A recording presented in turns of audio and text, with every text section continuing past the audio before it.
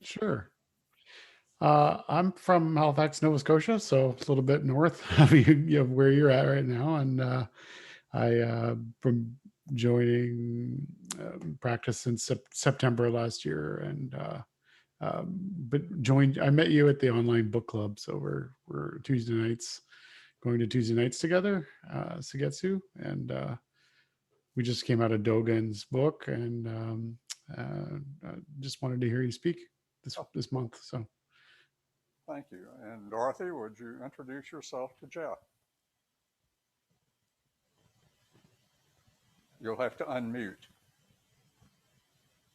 Unmute.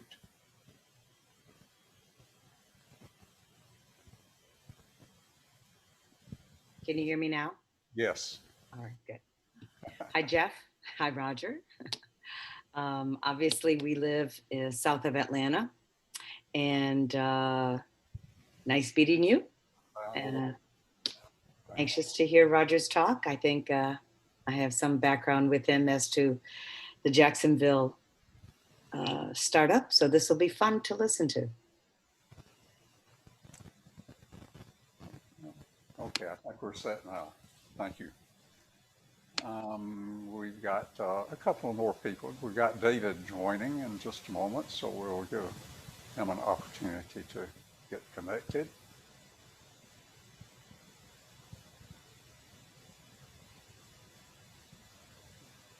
Let me actually move that closer to you.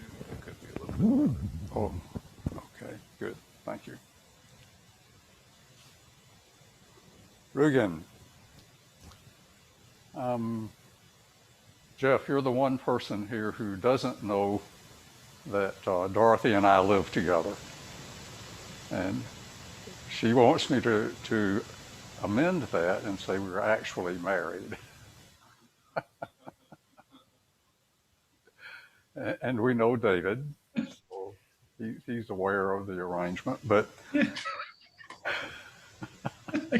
I just assumed you guys were living in sin. That was I'm so much more, I'm so disappointed now.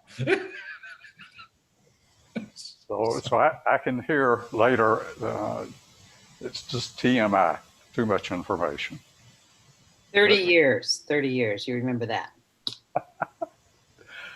So Jeff, thank you for the opportunity of speaking with you and with David tonight.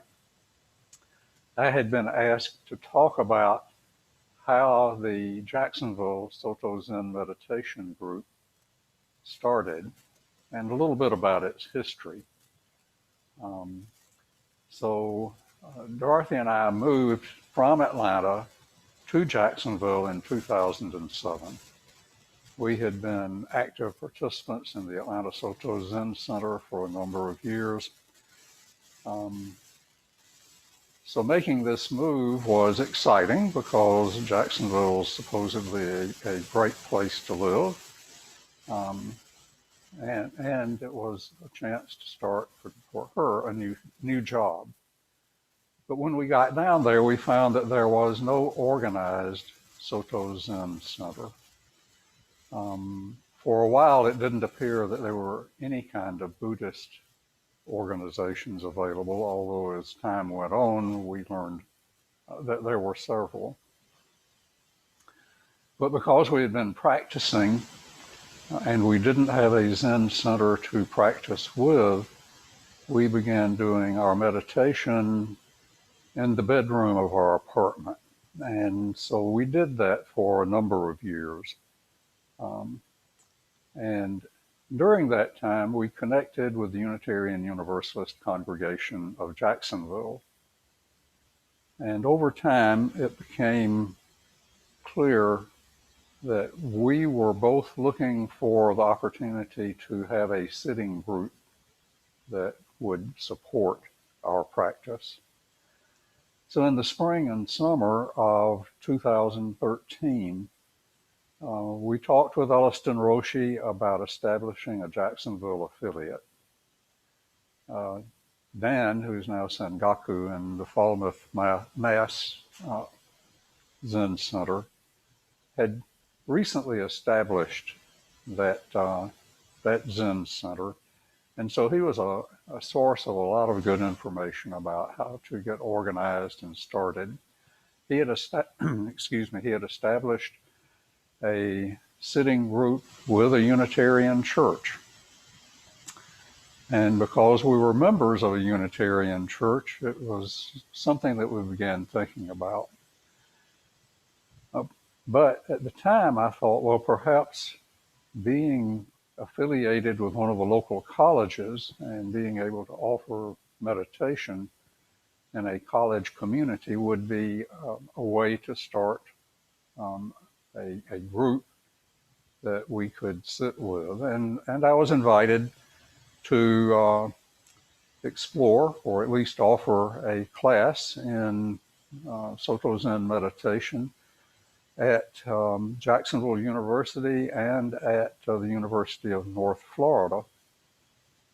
Both of those were interesting in having the opportunity to talk to students, but the students themselves were not interested in pursuing a meditative practice of any kind. So no real result came from that. But growing out of that, there was a conversation with the minister, Philip Baber, who was the Unitarian Universalist minister. And he and I talked together about the possibility of establishing a sitting group based at the Unitarian Universalist Church of Jacksonville. And it was particularly, I think, intriguing to him since we had both become members of that church. As it turned out, there were at least a half a dozen members of that congregation. It was a church of around 100 people. About a half a dozen of them were interested in meditation or had some kind of meditative practice of their own. So in late fall of 2013, we were able to gather a group of people together in a classroom at the church. There was pretty good turnout. There had been a notice published in the newsletter for that congregation about an upcoming meditation program. We had 12 people participating in that first sitting. We were quite pleased and surprised. But it took 2 years to reach that high point of participation again. So we did have to do some work to find an appropriate time to sit. We started out sitting on Thursday evenings and quickly stabilized at about 3 to 4 participants. We began trying out several other days as alternative days for sitting and eventually settled on Mondays. And our participation grew and stabilized, and we began finding people joining us who had experience with various other Soto groups, including one person who had actually sat with Shinru Suzuki in San Francisco. And we had another member who had participated in a Zen group in Asheville, North Carolina. And so in November of that year, we were able to actually recruit the abbess of that Zen center, Great Tree Zen Center, Tejo Munich, and she came and spoke to the Unitarian Church on the topic of right effort, art of living. Milton Clapp, who was the first person to respond to the invitation to start a group, had responded to the meetup notice that had been posted. He was living in Asheville at the time, and when he moved to Jacksonville, he became an integral and important part of that community. So Reverend Munich gave a talk to the Unitarian congregation, and afterwards we were we invited the congregation to join us downstairs with her for just a town hall kind of discussion. And about 50 of the members did go down and participate in that. By this time, we were starting to outgrow our smaller meeting room, and we moved into a larger meeting room with space for zafus, zabutons, and a few ritual implements that we had. Then by summer of 2015, we had a small but stable sitting group that we were sitting with. And in that summer, probably midway through, a new person came in, Omar Saif, who turned out to be a refugee from Bangladesh. And after coming and attending a Zen sitting with us after everyone left, Omar met with me privately and explained that he and his wife had escaped from Bangladesh, where Muslim extremists had twice attempted to kill him because he posted things on the internet which were favorable toward a secular state, and that was very offensive to a highly Islamic community.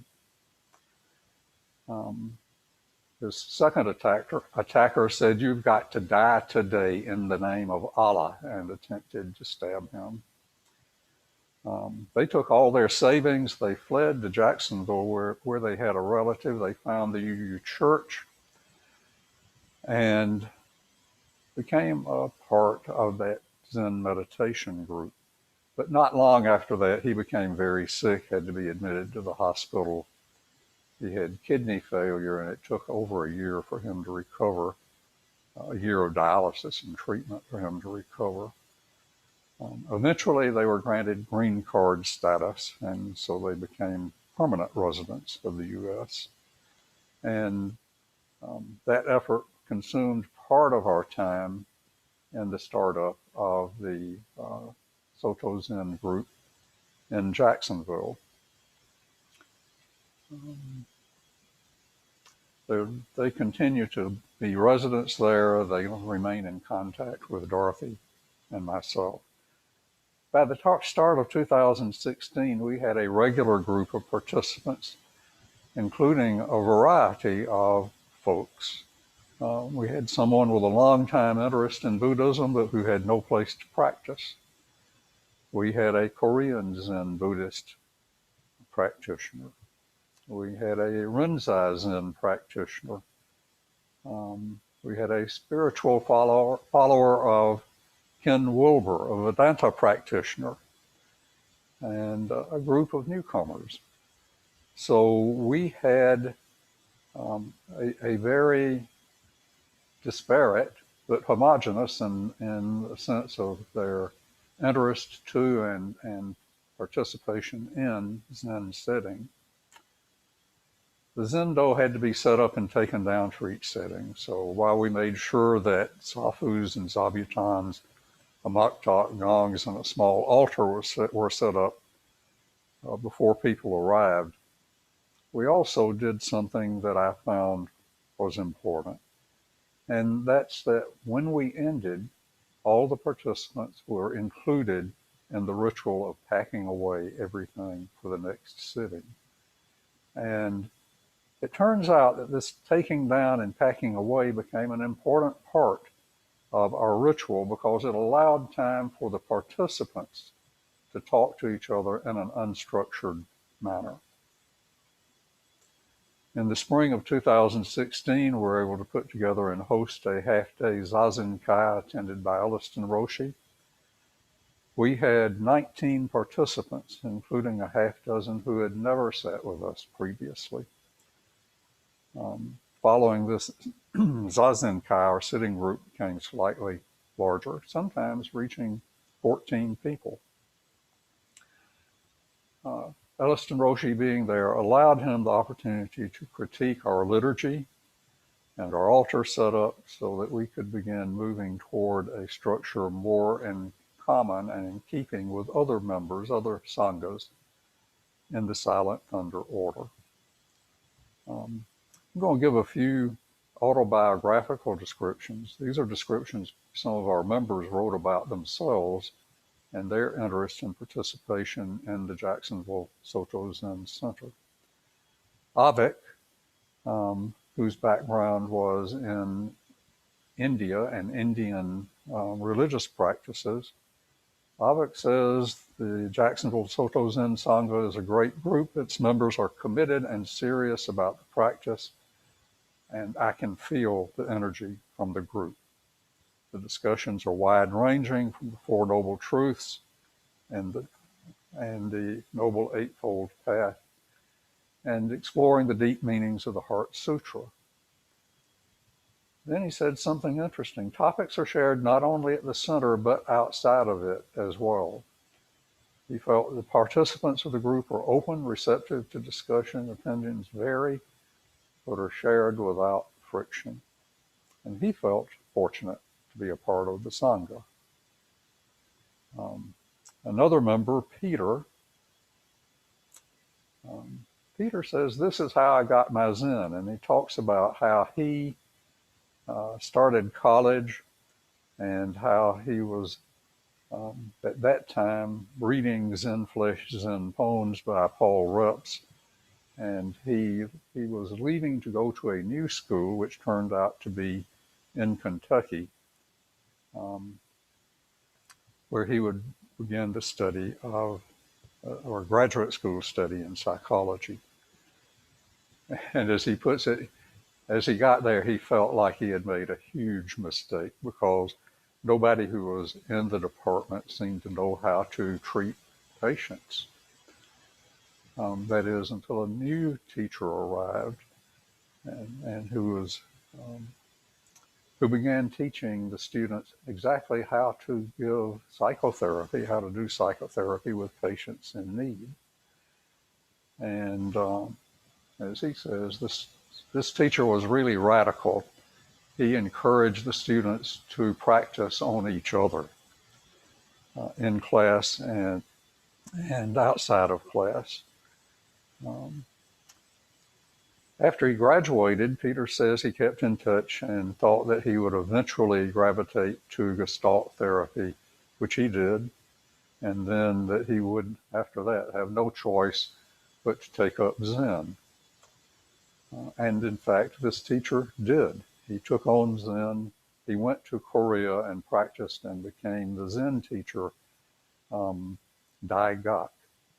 And if you've been around this Zen center, you may know that Dai Gak came and spoke to this Zen center a couple of years ago. I'm not sure exactly when.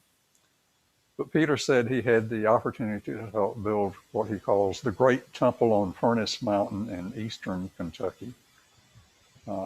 When I was there in that part of Kentucky on business, I tried to find it and could not. It really is well hidden.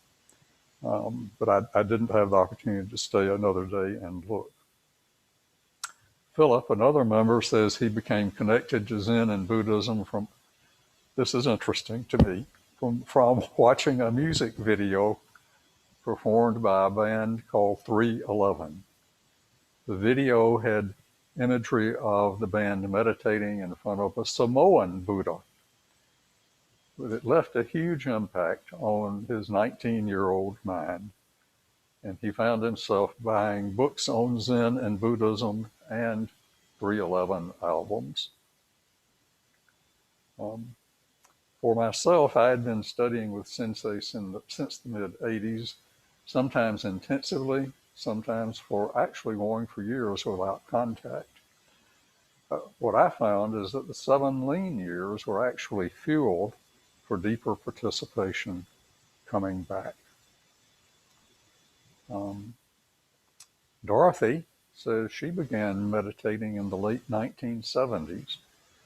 At the time, it was tied to her yoga. She wasn't part of a Sangha. It changed in the 90s with her participation and experience in Zen.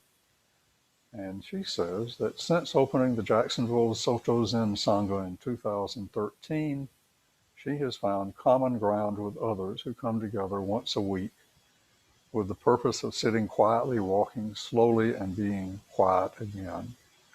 This practice reminds me that I'm a small part of a group that believes we can find a wholesome way to understand others and that thus ourselves in a more compassionate way and engage in living a deeper life. Let me ask, I had asked that we be able to show a photo. I'm assuming that did not materialize. Oh, it will take me a moment to pull it up, but I can't pull it up. It might be a moment, but Now, go ahead. I would like to come back to that if we can pull that up. I've got a picture of the group that attended the Zazen Kai on May 21st of 2016. So I think you might find it interesting to see some of the faces that go with the names I just read out.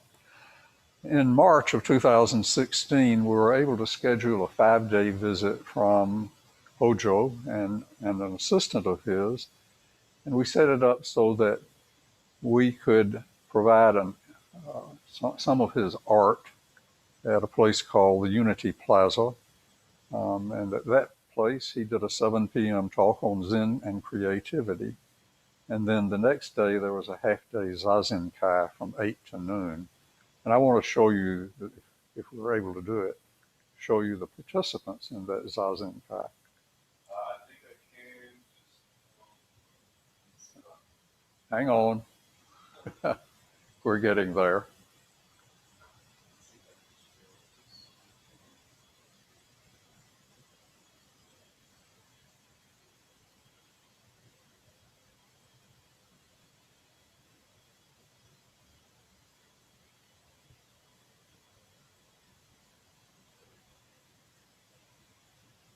I heard of, there we go. So I don't know what they're seeing, but They're not, well, I'm not seeing anything. Roger might not be able to see anything at this moment because we're working on dual screens, but please nod if you can see I can't my see little them. Okay, they can see. So let me try moving everything back to you, Roger, so you can see as well. There's the picture. Okay, we'll work with this. Oh, but now they can't see. We're working on 2 screens right now, so we're let's try. Okay, I think we've got what we need. Okay. Could y'all give me a thumbs up if you could still see the people, the folks on the screen? Thumbs down. Thumbs down. down. Whoops. Okay. Interesting. Well, they can see. Is there a picture on your copy, Roger? I've got a picture here. Okay. They should be able to see it at this moment, right? Dorothy's giving me a thumbs up, so might not be able to see them, but they can definitely see the picture. Okay, if you can see the picture, if not, please let me know. But on the far left is myself, and next to me is Ungan, Bill, and I don't remember the names of all of these folks, but these were regular members. The fourth person over is Milton. Milton is the person who originally contacted me from North Carolina and brought some of his experience with him. Next to Milton is Philip. Next to Philip is Jeff. These were all very active participants. Next to Jeff is Avik. Avik was the person who was interested in the connection between Buddhism and other Indian religions. Avik continues to be very involved, and I get periodic emails from him pointing out some of the linkages between Jain thought, Advaita, and some of the other Indian religious practices. Hojo is next to Avik. Standing or kneeling in front of Hojo is Dorothy, and next to her is David Kiel. David was one of the people who was very helpful as we got things started. He was the leader of what was called a spiritual studies group in the Jacksonville UUCJ. And next to him is Philip, who, as it turns out, was a chef. And so he functioned as Tenzo for us that day and on several other days when we had meals served. So it's an interesting group of people, and you can see just in the photograph the many different ways people have of expressing themselves. Peter is the person taking the photograph. He was a photographer, so you don't actually get to see Peter. Later on, let's see, we're in about March, we began getting some information from Senko, Bill Ungon, because he had been teaching a class on Zen Buddhism at an adult educational class. And then after that, after this Zazen Kai, Dorothy and I became interested in trying to determine what additional Buddhist or meditation groups we could find in Jacksonville. And this ranged from ethnic groups like Wat Glen Buddhist Temple to a Christian meditation center. This was about the time that I learned that my partner had taken a new job and that it was going to require us to move from Jacksonville to Atlanta. So at this point, it became clear if the Jacksonville Soto Zen Meditation Group was going to continue, that we needed to organize in expectation of that coming change. By this time, Bill Ungon had become a disciple of Elliston Roshi's. And so in discussion with Elliston Roshi and Ungon, Ungon accepted the role of practice leader for the Jacksonville Zen group. Now, Ungon is a person who's involved in finances extensively. And when he learned that I kept all of the finances of the Zen group in envelopes, some of them marked with a date and time, and some of them marked right, he was not happy. So I began doing some more work with that. But as a result of the transfer of responsibility, because he is such an organizational person, he set up a 501c3 organization, which we did not have. He set up a checking account for the group so that we could organize the finances. And I think he's considering now other additional ways of organizing the Jacksonville Sangha.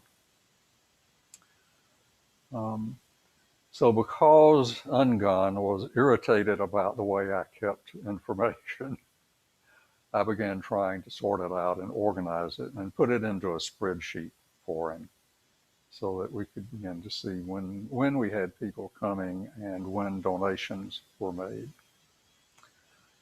So we were able to pull together a group of 4 people who said that, yes, we will become responsible for the ongoing maintenance of the Jacksonville Soto Zen Meditation Group.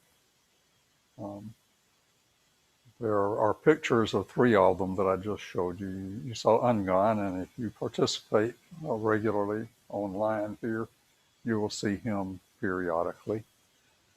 Milton Clapp was the first person to join us. Said he would be willing to be a part of this. David Kiel, who was the Unitarian Universalist Spiritual Studies teacher, agreed that he would help to keep things going. And then Peter Schilling, the man who helped build the Furnace Mountain Temple, agreed.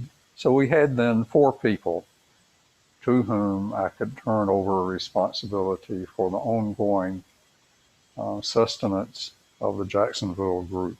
these were really the senior members, the active senior members. And I asked this group of people to do four things. One, to maintain an active affiliation with the Silent Thunder Order.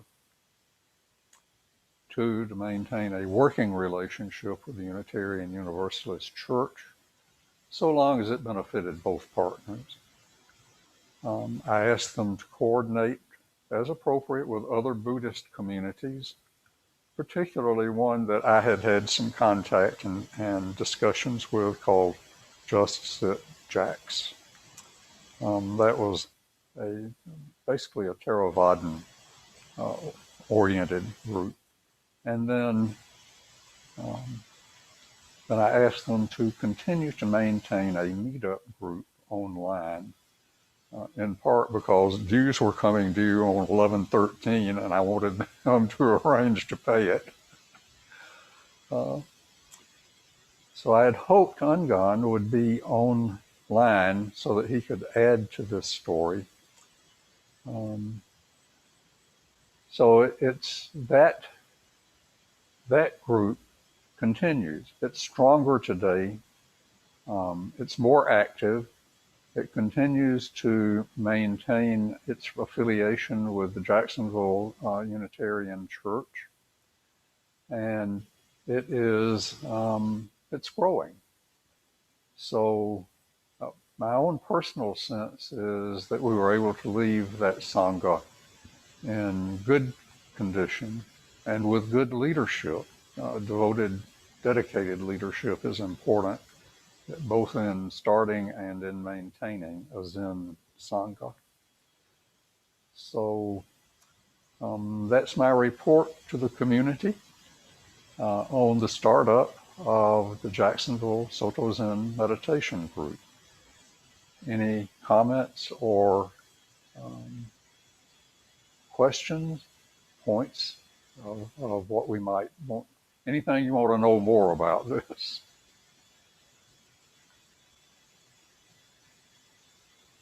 Jeff, please. Sure. Yeah. What was the biggest challenge you had starting out? Then how did you overcome that? Like, what was yeah. Well, you tell me. The biggest challenge was trying to figure out where we might situate a Sangha. And my original thought had been, it seems most likely that we could get buy-in from students who might have a reason, a curiosity about meditation.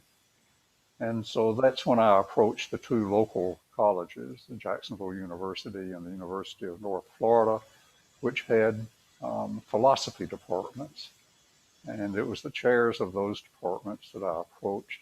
They both had chaplaincy groups, chaplaincy facilitators, neither of which were particularly interested in providing a religious community that was not one that they already were chaplains to, a venue. But they both suggested try the philosophy department, which was why we connected there. The fact was, although the students were interested, they were not committed. And one or two sessions with them was very interesting for me and for some of them, but it never materialized into anything greater. So it was at that point that I began looking at what we already had, which was the Unitarian Universalist Church, where I already knew there was interest, and where, as I related, we began some activities not under the auspices of, they wanted to make very clear, they were not supporting this, they were just providing space. But it was space for a program that they thought would be something their members were interested in, and they gave names and contacts of folks who had expressed interest in meditation. So one failure, and that's with student groups, and one resounding success which was the association with the Unitarian Church. The Falmouth community started in somewhat the same kind of way. They started out, though, with more support from the Unitarian Church in Falmouth. And so they have grown, they've expanded. They now have a practice leader who is a full-time practice leader in addition to the person who started up the community. So two different kinds of things happening with Unitarians. One is you can use our space, and one is we'll give you real support. Does that answer any part of your question, Jeff? For sure. Yeah, that's great. It's nice to hear a bit of the details. Where are you located? I'm in Halifax, Nova Scotia, in Canada. Yeah. Okay. So let's see. We've got Zenpu, I think, is in Halifax. Teshin's in Teshin's in Halifax. Yeah, Zenpu is on the other coast. Okay. Yeah. So have you made contact with him? Yeah, actually, he's the one who turned me on to the. Well, we go way back. Actually, he was at my wedding 19 years ago, but we played music together. But I was in and out of practice with Shambhala in the last, 19 years goes by like that with kids, right? So, but yeah, I'm reconnecting with him now, and he told me in September during COVID about Atlanta, and got instruction from sitting from Ryan there, and been coming to Sundays and Tuesdays. So are you considering establishing a local sitting group, or have you already done so? I'm not sure what Jim's doing. I mean, we're all sort of on hiatus because of COVID. So I would certainly help Jim if he was setting up again, for sure. Teshin, sorry. Yeah. Thank you, Jeff. David? Sure. So, Jeff, I don't know if you know this, but Roger and I, we sorry, there was something fell. I live in Peachtree City, and so I'm officially a member of the same sitting group Sangha that Seigetsu is involved with. So, and then we've worked with getting the Peachtree City group up and running over the years, and I'm interested in your thoughts and observations about the differences between your experience in Jacksonville and then what your experience has turned out to be here south of Atlanta in Georgia, and kind of what your thoughts are about the differences, and Rugen's being modest. And he's being modest because without his participation in Peachtree City, there would be no South Atlanta sitting group. Oh, we would be sitting somewhere else. That's not true. So he has kindly given us the opportunity to use his waiting room, which we can disassemble and reassemble into a zendo, set up a little altar, and hold sittings on Sunday mornings. Without that, I'm not sure what would have happened, because I did have some conversations with a local church that I thought might have some openness, an Episcopalian church, and no traction there. There's a second Episcopalian church that I had a conversation with. They were already doing contemplative prayer, and so the overlap between Zen and contemplative prayer in their mind was complete, although they only do a third of our practice. They do the quiet sitting, but no posture and no breath. Yeah. And then Dorothy and I had contact with a local synagogue, and the leader at the synagogue was very interested in our being able to do something at the synagogue. But when she brought it to the board of directors, it, it was it was a non-starter.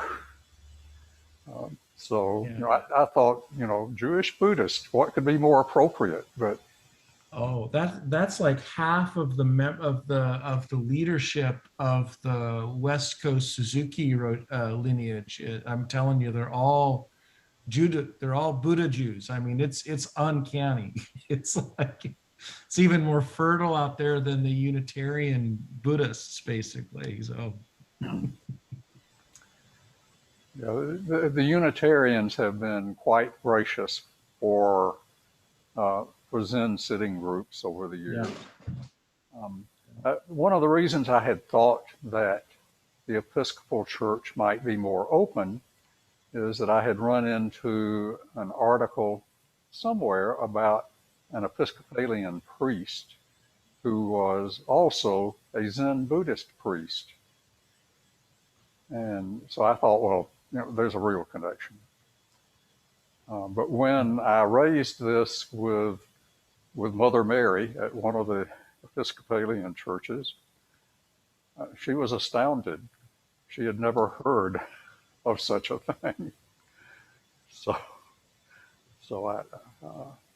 But in any event, I guess what we're looking at is the chance, the many ways we have of trying to establish a sitting group, not all of which will work. They're not all a part of a community that can facilitate that.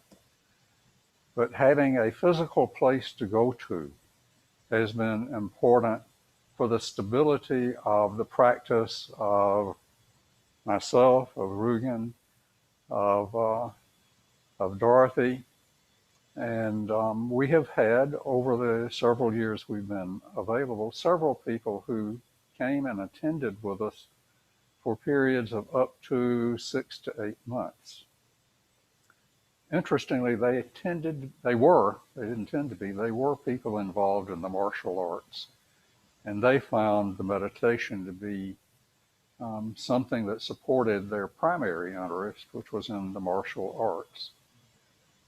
These folks were faithful attenders, but like all of us, they had family issues that arose, changes in jobs, things like that. And so those two people left and were not able to continue with us. But we're Rugen and I and Dorothy and we have a new member, Dan. We're going to be trying to assemble ourselves together in the next month or so and re-examine what we're doing and how we might change the structure of what we're doing, if that seems to be appropriate. David, that's what I wanted us to get together for, so you may have understood that. Yep. So it's Zen Sanghas morph over time. They may have a hard time, getting started. They may go gangbusters. They may be fortunate to have someone like Ungan who can take them on to the next stage, which he has done very successfully. They may be in a community like the area that Rugen and I are in, between two small cities south of Atlanta, where we have had real interest indicated on Meetup. We've got 140 Meetup participants. But when I examined where they were, their zip codes, only 30 of them were in the local zip or in one of the nearby zips. So the other people, when you looked at them, they got their pleasure out of joining Meetup groups. Some of them were in as many as 30, 40, 50 meetup groups. So they just, I think, wanted to say, I'm in one of those meetup groups. So, Bill, we started at 7 instead of the 8 that I told you. Sorry about that.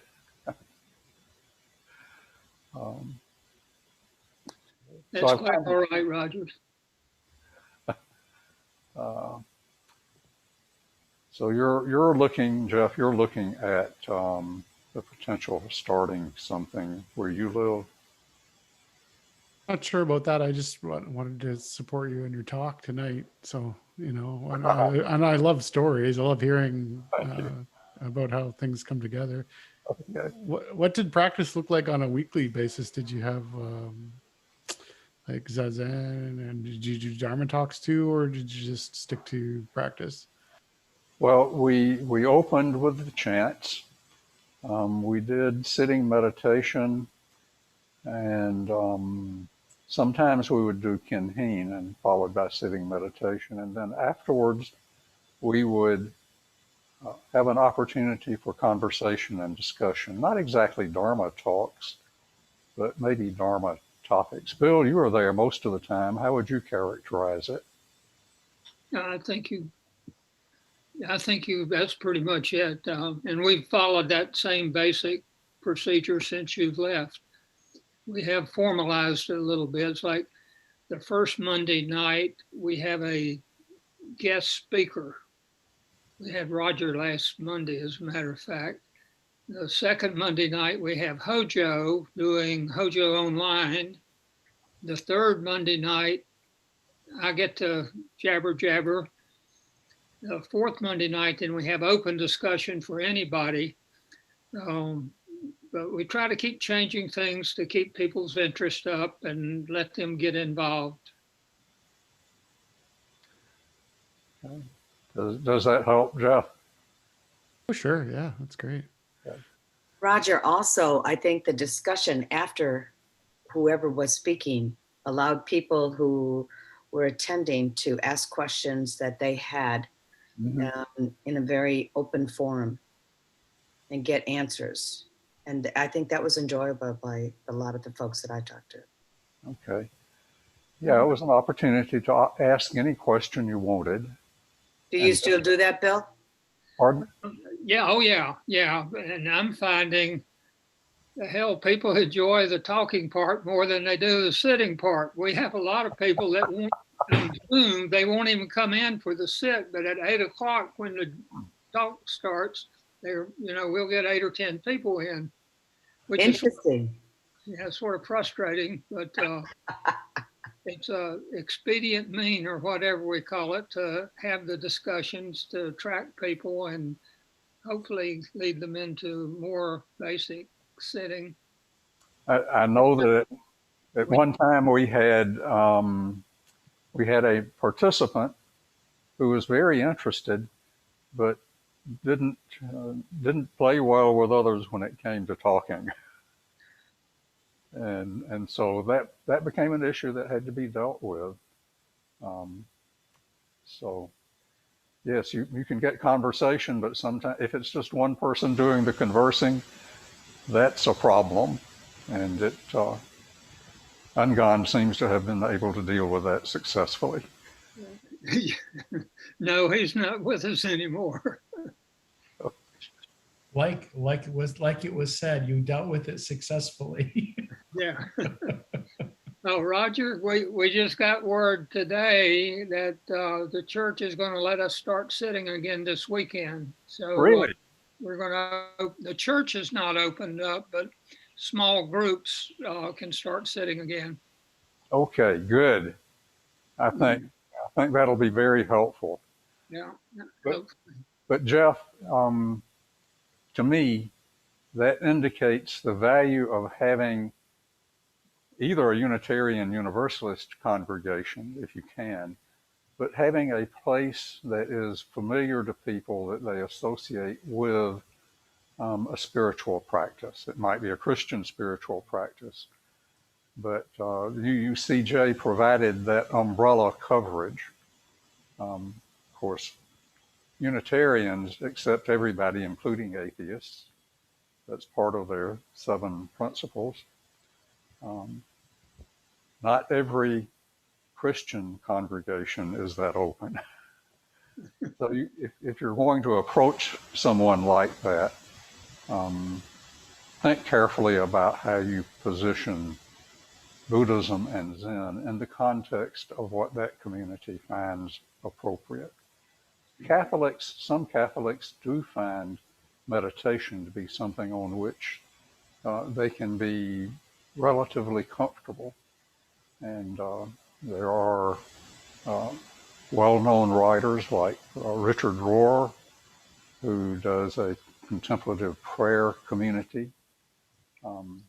He is the kind of person that if you go in that direction, they can be someone to whom you can refer. This person says these things about Buddhism in a Christian context. I don't know if you have any interest in doing that. I just want to point out that's an opportunity to look at. Well, it sounds like the game plan needs to be establish a Unitarian Universalist church in Peachtree City as the mechanism for starting and growing the Sangha. So that's what I'm taking away from this. I think you have a very valid point there, Rugen, and I'll have to say it. Before I became actively part of Hojo's community, I was an active part of the Unitarian Universalist community. And we were looking at the possibility of establishing satellite UU congregations, one of which would be in South Atlanta, where Rugen and I and Dorothy are. That clearly never happened. No, but Roger, pardon me, I'm sorry. What we can do, David and Roger, is maybe go to the larger UUs in Atlanta, whether they be in Marietta or I don't know where they are, wherever they are in Atlanta, there is larger UU groups. And if we appeal to them and start, maybe we have to travel to them instead of them coming to us. So maybe we look for that, in the Atlanta area, other than right here in Fayetteville or Peachtree City or whatever. David, you were going to make a comment. Well, I said that was said absolutely tongue in cheek, but it actually sounds like that may have sparked some creative, maybe productive thought. Or, contacting one of the UU congregations, as Dorothy mentioned, and then saying, hey, if y'all have any congregants who commute up from close to us and they are looking for this type of a respite, maybe, we might get a couple of stragglers. That's a good idea. I mean, I think that's worth considering. When I lived in Albany, South Georgia, for 7 years. That's Albany for those of you who are not from the South. We had a UU fellowship, is what it was called, and there were about, I guess, 10 regular participants in it. We met every Sunday. And so, yes, I think that's something we need to explore, is approaching UUCJ, which is the mothership church in Atlanta, about seeding a fellowship in South Atlanta. That could be an avenue for us to explore with some seriousness. Well, and often they're looking for speakers to talk on different topics, because UUs are very open to having speakers, and they schedule them out weeks in advance. Mm-hmm. And Roger, you could give a talk. David, you could give a talk. We could invite, Sensei Elliston to give a talk. I mean, we could do all three. I mean, there's some ideas there that can be generated, because once, if they think their fellowship has an interest, I think that sparks things for them. Well, and as we're talking about this, I remember that, Don't go into Marietta. yeah, I tried that. Okay. Hojo started with a relationship with UUCJ in downtown Atlanta. Mhm. So, Bill, you were. Yeah, I'm going to have to go. I have another little unofficial group I sit with at 8 o'clock every night. Let me tell you one story on the UUCJ. You have to be careful. They say everybody's welcome. I taught a course for the people at UUCJ Yeah. on Zen Buddhism, and we had one lady that said that over and over again. Oh, we're so great. I said, well, I won't use her name. I said, well, ma'am, would you actually accept Donald Trump if he wanted to come to church here? I almost got booed out of the room. So not everybody's welcome. Good night, folks. Good night, Ungun. Well, based on some of the comments sometimes that pop up by congregants at the Zen Center, I sometimes wonder if Donald Trump would be welcome at one of our centers. So anyway, it would definitely present. Go ahead. It would be difficult. It would present an interesting koan to some of our members. Yeah. A very discreet way of putting it.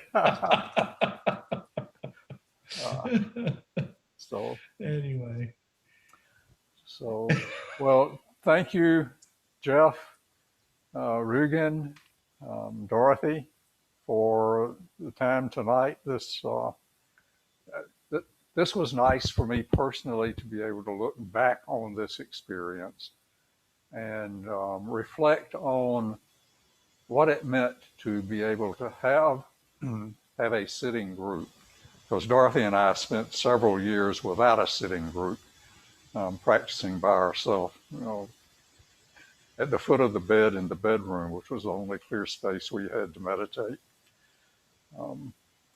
So good luck. Let us know how we can assist you, Jeff.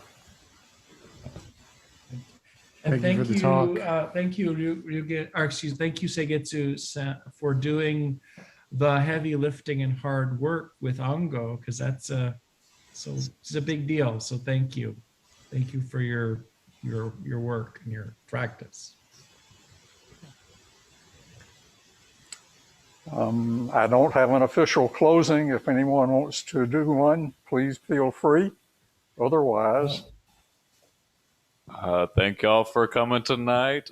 I am not the most tech savvy, but I'm going to play with trying to get this recording stopped to make sure it's saved. So feel free to log out. Thank you so much for coming. We have another one next Thursday, our last talk of this month with Rogers Ango. Yes, I'll plug that. I'm going to talk about Hakuin and his healing chants and healing cream. So I'm really looking forward to that one. Sounds I'm good. looking forward too. Thank you so much. Welcome. Good night, everybody. Again, I'm going to play around for a moment, make sure this recording's okay.